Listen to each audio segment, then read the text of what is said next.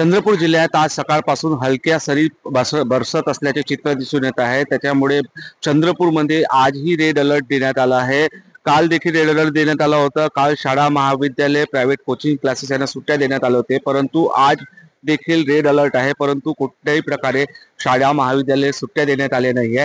पावसाचा जोर ज्याप्रमाणे पाहिजे होता त्याप्रमाणे दिसून येत नाहीये, परंतु नदी नाले दुथडी भरून वाहत असल्याचे चित्र दिसून येत आहे। त्याच्यामुळे जिल्हा प्रशासनाकडून सतर्कतेचा इशारा देण्यात आला आहे। नदीकाठच्या लोकांना सतर्क राहण्याचा इशारा देखील देण्यात आला आहे।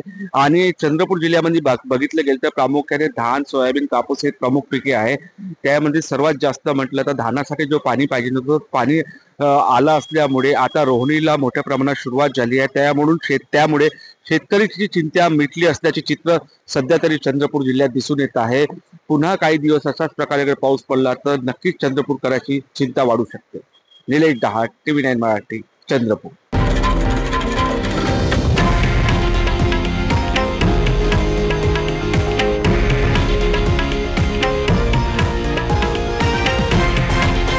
हे आहे देशातील नंबर 1 न्यूज नेटवर्क आणि आपण पाहत आहात TV9 मराठी, एकमेव।